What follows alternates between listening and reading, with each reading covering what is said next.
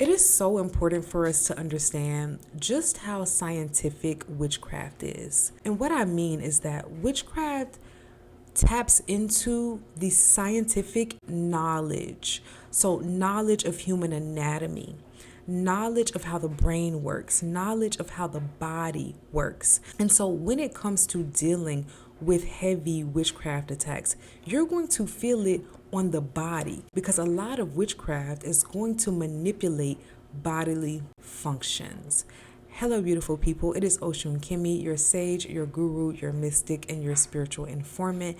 And today I am going to reveal to you two parts of the body that are most targeted by dark sorcery. And I'm interested in knowing what parts of the body came to your minds when I said this statement, but I'm going to share with you the two parts of the body that I want to discuss today. When it comes to entity attachments, the process of an entity attaching to the body, this process is going to happen through these two parts of the body, which is the spine and the gut. So when an entity attached to the spine is usually going to attach to the root and the sacral area, but it is also going to attach to the solar plexus area, which is where we're getting into the conversation about the gut area.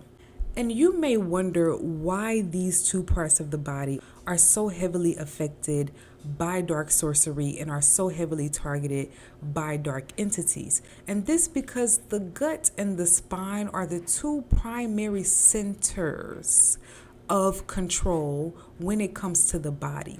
And people may think that it is the brain, but the spine is connected to the brain. It is connected directly to your cerebral cortex, which is responsible for major brain functions, including memory, behaviors, and movement.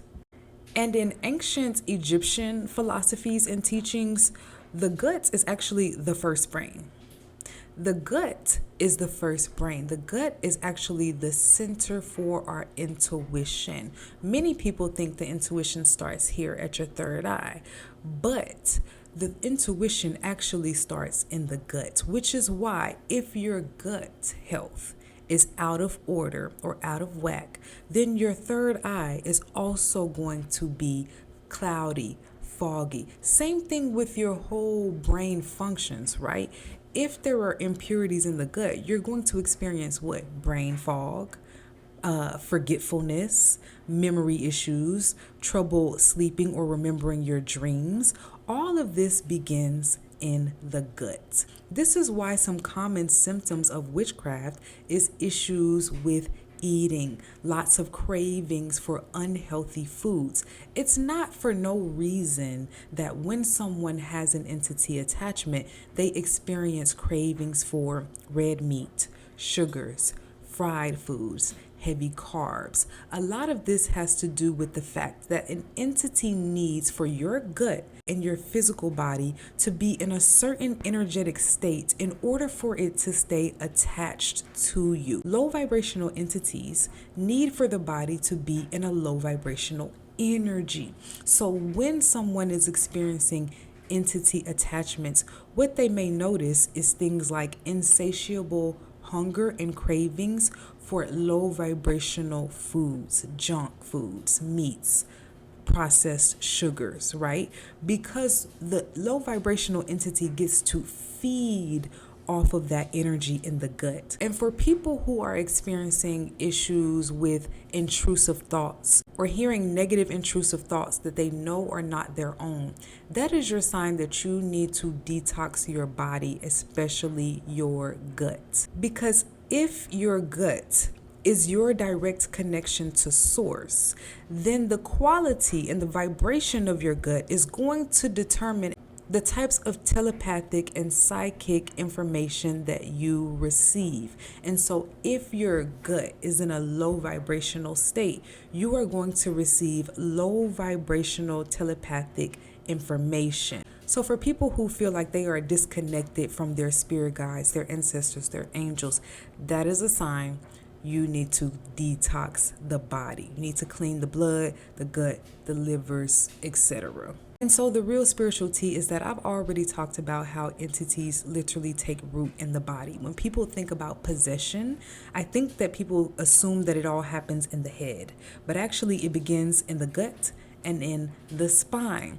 And so entities will literally house themselves in your gut in order to control you.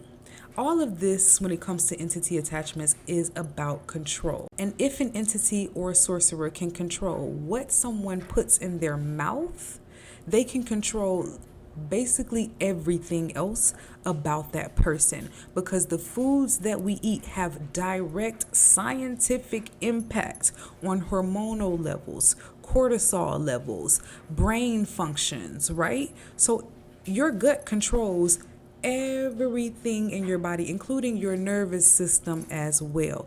And so this is moving into this conversation about the spine, because we know that the spine is also attached to major brain functions. And I've talked before on this channel about the Ifa philosophy that there are two types of human beings. There is a vertical human being who is upright and oriented towards spiritual living, and then there is a horizontal human being, which is more so in an animalistic nature, only operating from the lower three chakras. And so when we are victims of entity attachments, this is essentially an attempt to keep us in a horizontal state, to keep us in an animalistic state. So when we are operating only from the lower chakras, all that we are thinking about is food, sex, and survival, right? So this is really just a testament to just how scientific witchcraft is, because essentially witchcraft is the manipulation of science.